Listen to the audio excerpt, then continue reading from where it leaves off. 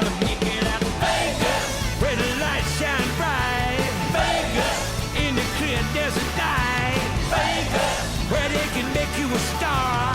Vegas, at the NFR. NFR Extra is a podcast dedicated to the Wrangler National Finals Rodeo and features icons and personalities that embody the Western lifestyle.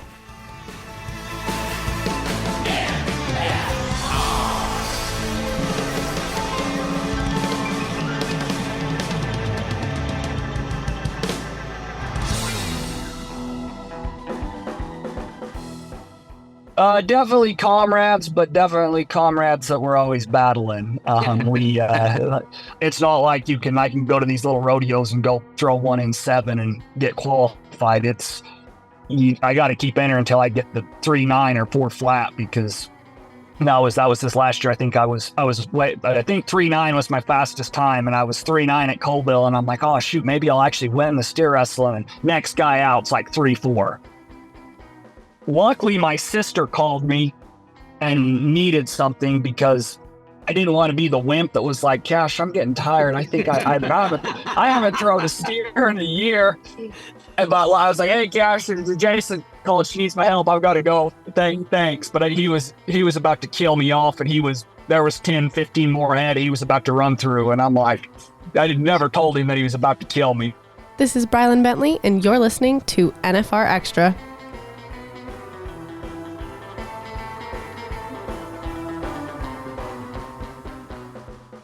Another great rendition of NFR Extra, and we are joined by a man of many talents, the one and only Josh Frost. Thanks, Josh Frost. Thanks for having me.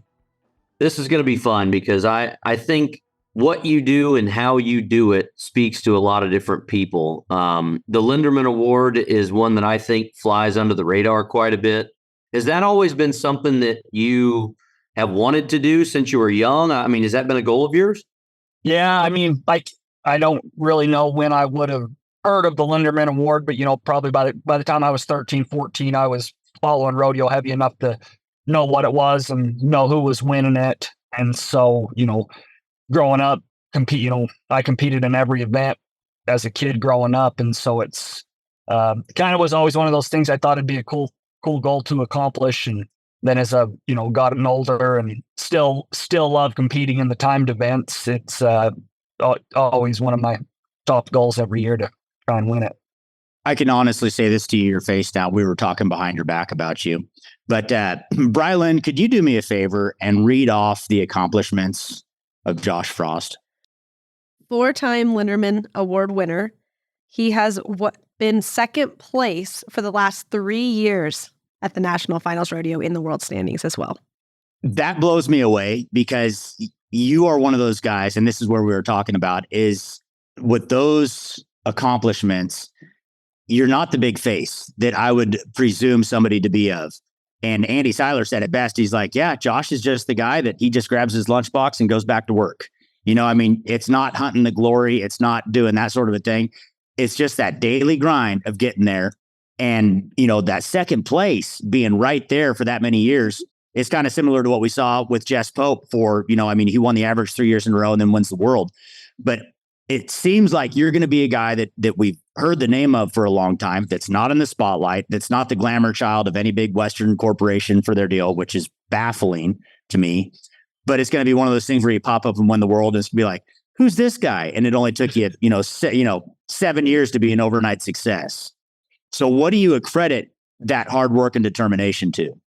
I hate losing. Yeah, I'm a very competitive person. And, my story from the get-go, I think I was 24 the first year I made the NFR, and it was just, I wasn't seeing the results I wanted to see. So I had to get back in the practice pen and self-reflect and figure out the things that I wasn't doing well and try to make my weaknesses my strengths. And through the course of doing that, I went from a top 30 bull rider to a top 15 to making my first NFR, bucking off all 10 bulls, and had to get back to work because that was terrible.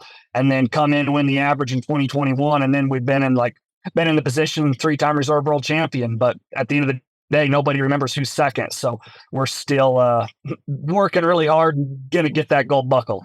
So when you go back and you have these times of reflection of what you need to work on, is this just something that you're doing by yourself, or do you have mentorship through this program? I have mentorship, through I'm very blessed with my family. I come from a rodeo family. My brother, a lot of bull riders in the family. And so they help a little bit. And a big part of it too is just I look back through the regular season and look and see which types of bulls I struggled with or where the holes in my riding are. And, every year before the NFR, October, November, I really try to dive into those and go and find practice bulls that buck with that style that I struggle with. And like I said, try to get better at the things that caused me to get bucked off. And, through the course of doing that for, if anything, the last 5 years, it's getting to where there's more and more types of bulls that I'm, climbing over the chute and 100% confident that I can ride because I know I've, trained myself and prepared for the challenge. So do you have a workout program as well, or are you just a straight practice pen sort of a guy? I work out a lot too. I started working out in, I came up short of making the NFR in 2020, ended up 17th in the world. And I started working out then. And then through the course of that, I fell upon Champion Living, Doug Champion. I've been working with them for 3 years now. And the big part, you do have to be strong to be a bull rider. But the biggest thing I've noticed is my ability to stay healthy. There's no replacement for getting on bulls. I mean, it's the only way to get good at riding bulls is by doing it. But the ability of me to spend the time in the gym has increased the number of bulls I can get on in my body to still feel good to get better at the skill. So obviously, depending on the time of year, there's travel and everything else that goes along with it. But what would a recovery regimen, what would that look like for you? That's something I have been learning because it turns out sometimes more bulls isn't always better. But I the last year or so I've been learning. That was kind of something I really worked on last year, was doing a better job at listening to my body. And in 2022, I pulled my groin in middle of August, was riding better than ever before, was, I said in second, but I was catching Stetson and ended up pulling my groin. And that was one of them ones, if I would have listened to my body and maybe took 10 days off, I finished August and September really strong. But the old cowboy mentality is toughen up and get on. Well, I pushed a little too hard and ended up pulling my groin. And so I try to really listen to my body now. And whether that means take a couple days off or, same thing if I got days off at the house, there's nothing wrong with not getting on bulls on those days off and, maybe doing some more mobility exercises in the gym. And, we run a full-blown cattle ranch at the house. So I don't get very many days that I would say is just go and relax. If I'm home, I'm working. And so, but that's right. Also, I think, very good recovery is, there's nothing better than getting out and getting some fresh air and pounding some fence posts. That's what's crazy. I mean, you look back in the history of rodeo and where it was, and it was mostly, for the most part, all them guys were, rodeo cowboys, were ranchers, were cowboys, and kind of had that cowboy mentality, smoking Marlboros at the beer garden. And now it's drinking kombucha and going to the gym. And that's really changed because, you look at on the bucking horse and on the bucking bull side, particularly, is these bulls are absolutely world class. And so the mentality of, the bull rider now is, you're not going to the beer garden, you're going back and stretching out and going to the gym. But what about your day to day, and how hard is it to maintain that healthy lifestyle when you're on the road?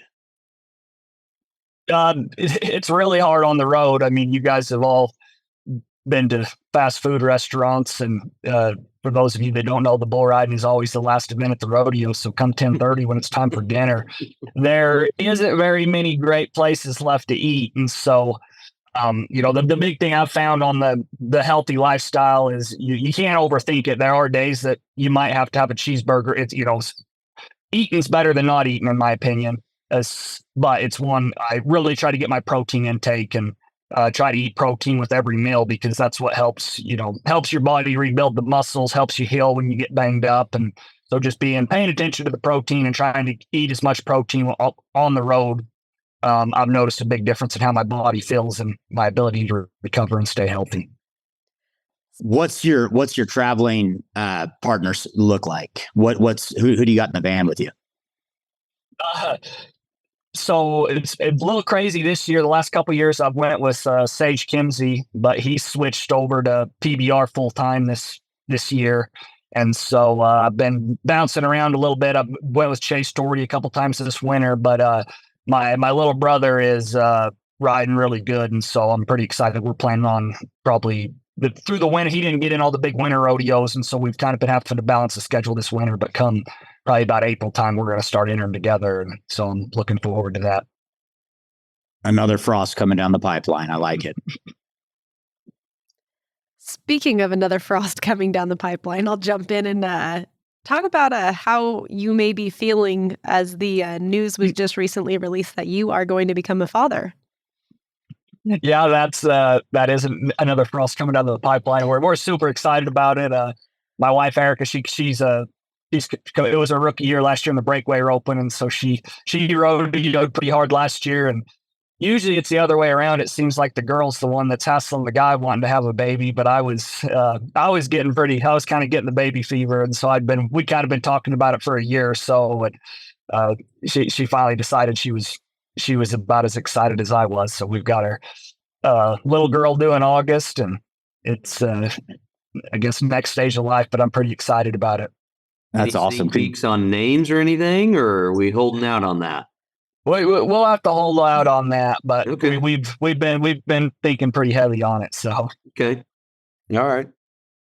When you and your brother were growing up, like, was that a mano a mano type deal, or was he kind of a mentor? I'm sure you guys communicate a lot now, and he watches a lot now that he's not competing anymore. But did you guys battle one another, or was it comrades? definitely comrades, but definitely comrades that we're always battling. We like I said, we was me and Joe are 3 years apart, and Jay, my younger brother, he's 6 years younger, and so he probably got it worse than I did. But like I said, three boys we were pretty hectic on my mom growing up. But from the bull riding point of view, it was always, you always had a practice partner, and we were always pushed each other. He maybe was a little more naturally talented than me, but I probably tried harder. He tried really hard, but my technique wasn't very good growing up, and so we always laugh when we watch.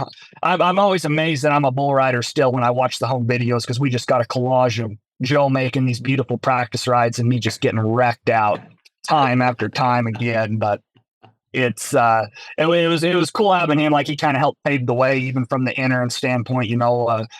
I was, even when I was on my permit, he helped me enter, and he'd been to the NFR 3-4 times, and I was getting to go with him already. Whereas a lot of the young guys, it's kind of hard to hop in with a guy that's been to the NFR and so my path to success was different than his. The first year I actually made the NFR was the year I entered myself, but it was cool getting his knowledge and seeing the way he did. There's a lot of things that worked for him that worked for me, but there was certain things that I did do slightly different. And so it's like I said, been pretty lucky to have that opportunity to be around somebody like my brother.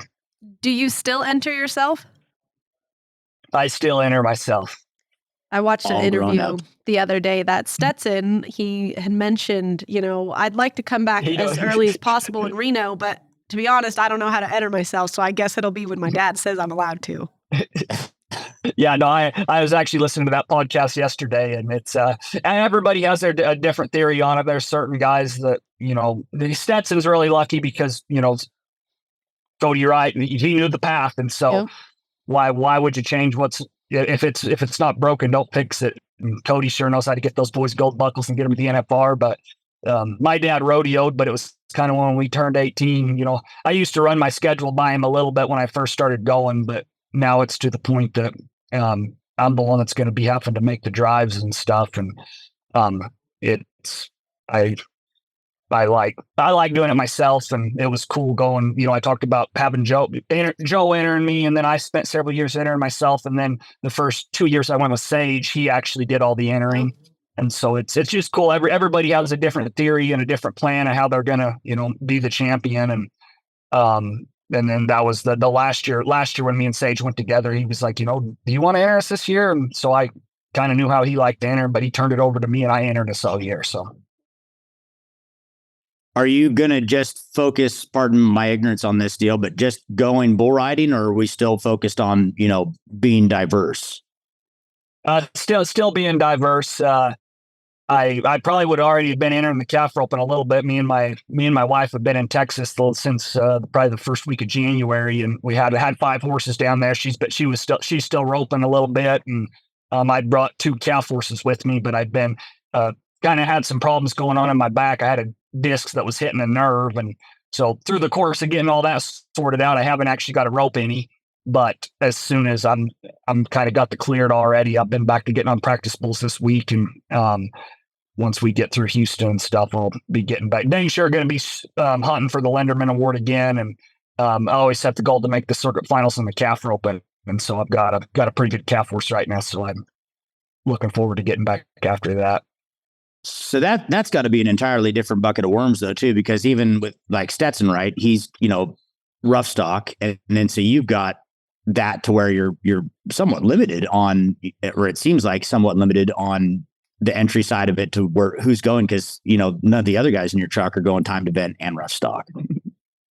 So it makes it it makes it hard to even Sage. I think he thought I was crazy because half the days he always likes to have 1 or 2 days off during the week. So he's, get on 4 to 5 times a week, have 2 days off. Well, those 2 days off, I'd always be entered another rodeo so that I could go and try to get my money for the Linderman and the steer wrestling and calf roping, because it's I usually only enter 10 to 15 of the timed events. And so the last couple of years, once I get my Linderman money won and get qualified, I've been focusing on winning the gold buckle. And so, that puts me winning about 3,000 in each event. So my qualifications aren't super high, where all these 90% of these rodeos I'm going to in the bull riding, a lot of the times I can't even get in the timed events because I don't have the qualifications. And so I've got to figure out ways to, on my days off that don't conflict with the big rodeos for the bull riding, get to some littler rodeos and the timed events to get my money won there.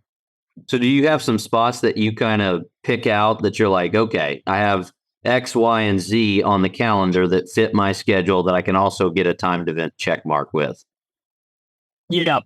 I've kind of learned that through the years, and it always, first couple weeks in June work really good. We've got a bunch of our medium-sized circuit rodeos right there that it works really good because they're all close, 3 hours from the house, and so a lot of the times that's when kind of the Gladewater Weatherford time, and so I'll usually just go back to Utah, and I've got a circuit guy here that actually does the timed events, and so I'll usually enter with him for about 2.5 weeks and go haul the. I've borrowed horses before, but I like riding my own horses. I feel like I'm more consistent when I'm on my own, and so get to those on my own horses, and then last 2 years I hadn't quite got qualified in the steer wrestling in those 2 weeks, and so I'll pick out some days during the year that fit in at some of the smaller circuit rodeos that I can get to. And that's usually the times that Sage is taking, Sage would be taking 2 days off, and I'm trying to get to Jerome, Idaho, Linden, Washington, Norco, California. And there are rodeos that always seem to hit on days that there's nothing else to go ride bulls at. And so them have been my last chance qualifiers for the Linderman the last 2 years. Let's take a quick pause and we'll be right back. The journey is long and difficult. The goal is a PRCA gold buckle. The stage is the Thomas & Mack Center. The backdrop is Las Vegas. The NFR experience is 10 days of the best cowboys and barrel racers combined with a 24/7 party. The biggest stage, the brightest lights, and all are invited. The December tradition, the Wrangler National Finals Rodeo.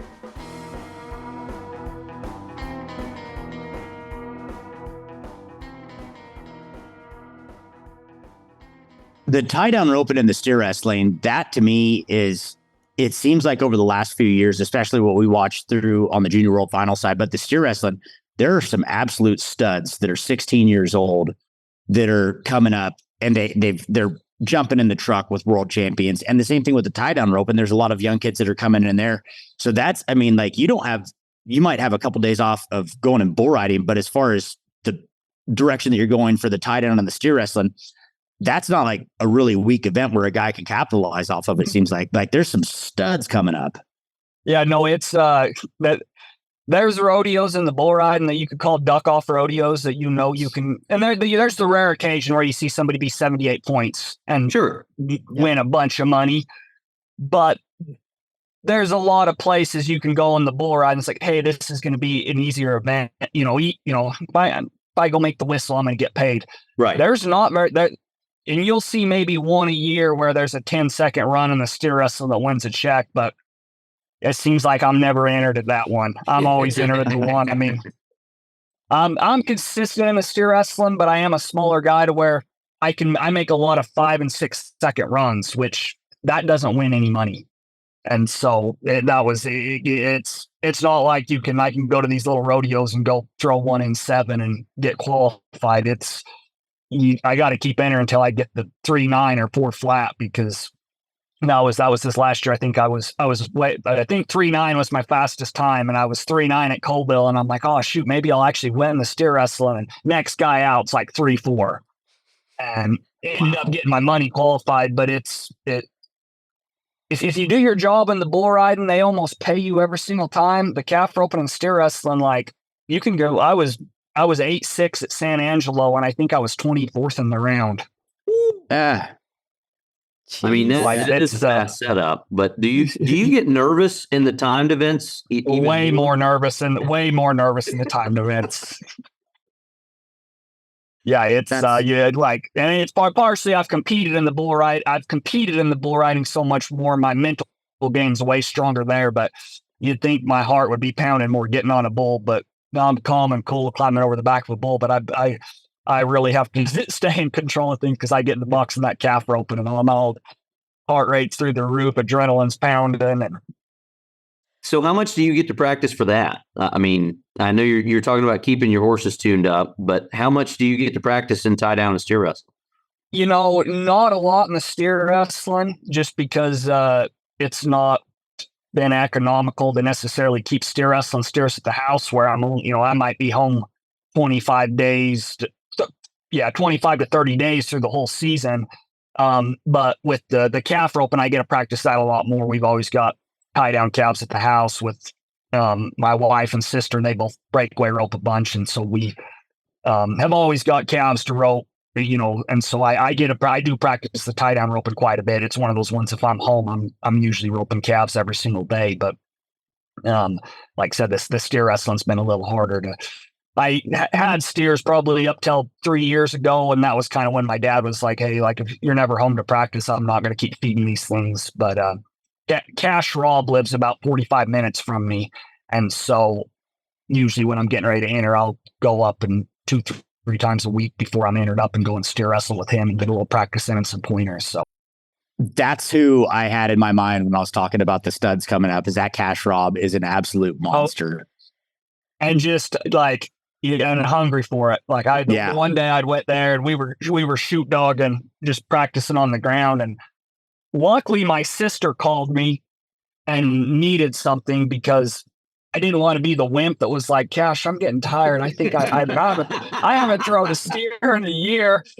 But I was like, hey, Cash, Jason called. She needs my help. I've got to go. Thanks. But he was about to kill me off, and there was 10, 15 more ahead. He was about to run through, and I'm like, I never told him that he was about to kill me, but it's like I said, and that's him every day. He's out there and got 2-3 horses, jumps some steers, and then he's running 30-40 on the ground. And like I said, I never once have I texted him and he's been like, oh yeah, you can come next week. He's like, we're steer wrestling today, come on by.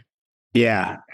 Oh, today? No, I was thinking tomorrow because today's tricky. I don't know about today. Yeah, he's a monster. That's impressive. So what kind of that the steer wrestlers, they're kind of a different group amongst themselves. They're just like overgrown bronc riders, it seems like. But what kind of support do you have in the steer wrestling community besides the assassin Cash Rob coming up? Oh, it's that was the one deal. I've had my own steer wrestling horse, but it seems like a similar deal. I'm only got him in May and rode him for 2 weeks and get to the rodeo, and he was kind of acting up in the box. And so it's the last 2 years I've just quit. I don't even try to haul my own steer wrestling horse. I just, the circuit kid I go with, he's got a nice horse. He lets me ride him whenever. And then, like I said, a lot of those this last year in August, I mean, I just was entering and looking on the trades list, and every single one of them will let you hop on their horse, give you a haze. They just, like I said, they're the best group of guys there are out there to help you and want to see you go make a good run. Yeah. Speaking of the best group of guys, I want to kind of jump to the NFR real quick.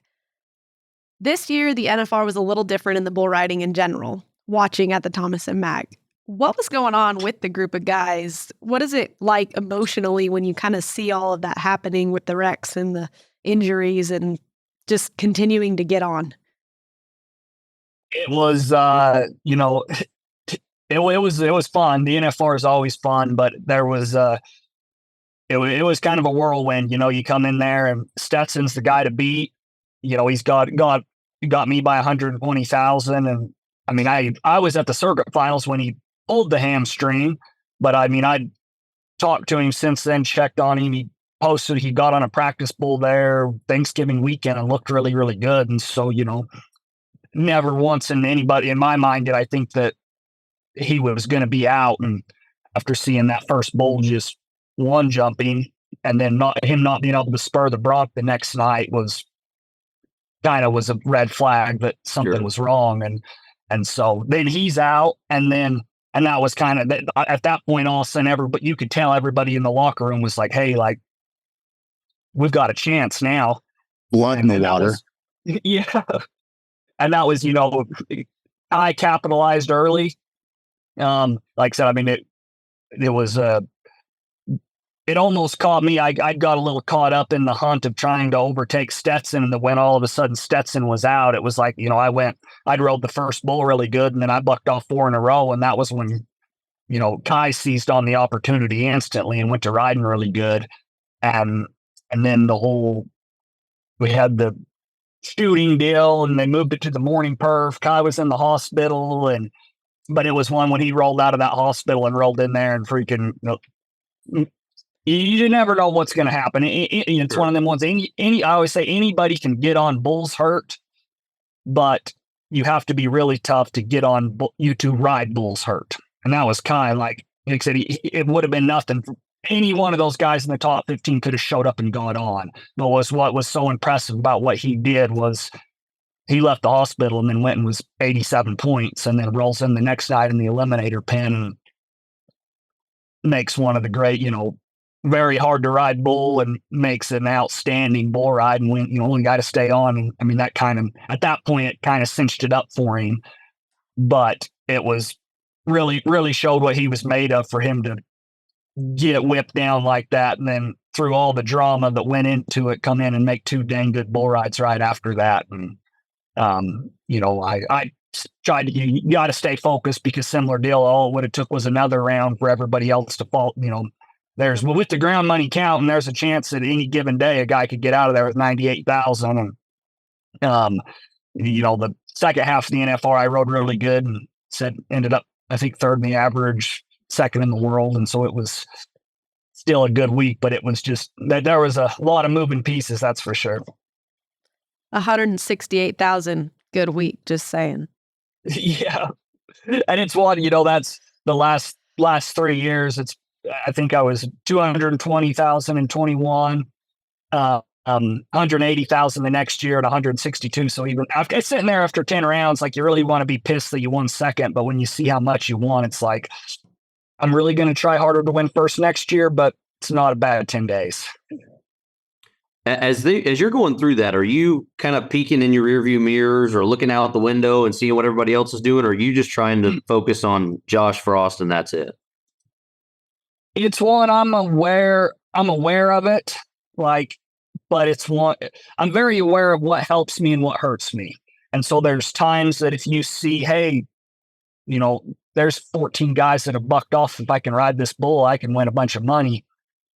There's times that's motivating, and then there's other times it can affect your performance. And so it's kind of a fine line of being aware and knowing the situation, because sometimes you can harness that and it helps me perform better. But there's other times if you start paying attention to too much what everybody else is doing, it makes it harder to do your job. And so it's I'm just very aware of how it makes me feel when I process the information, because at the end of the day, all I can do is ride my bull. And there's sometimes the information helps supercharge me and helps me be more focused to, be locked into that zone. But there was a little bit of that this year at the NFR early on, that now that all of a sudden Stetson was out, it was like my view started getting a little too big, and I wasn't locking in and just doing my job. And, after 3-4 rounds, I got her tightened back up and went back to riding bulls. And that's when it's fun, is when you're just, not worried about the money, not focusing on, everybody's goal is to be the world champion, but you've got to make it your goal to ride every bull you get on. And when you can narrow that focus, that's when it gets easy. And that's honestly when it's the most fun, because you're not looking at anything else besides making the whistle and conquering the challenge of the bull you have drawn. And then you get done at the end of the week and look at your bank account. It's like, holy cow, they actually pay you when you stay on these things. That worked out well. Yeah. Yeah. So outstanding. Well, I tell you what, I really appreciate your time here, as we all do at the NFR Extra podcast. And we wish you the best of luck for the rest of this year. And again, congratulations to you and your family on the new baby Frost, named to be soon released, coming. And we look forward to seeing you in Las Vegas come December time. Awesome. It was great visiting with you guys. You Thanks, bet, Josh. Be safe, man. You guys too. Bye. Bye. Want to experience more of the NFR? Then visit NFRexperience.com, and we invite you to subscribe to NFR Extra on Apple Podcast, Spotify, iHeartRadio, and wherever you're listening right now. If you like what you've heard on NFR Extra, we would love it if you gave us a 5-star rating and tell your friends how to subscribe.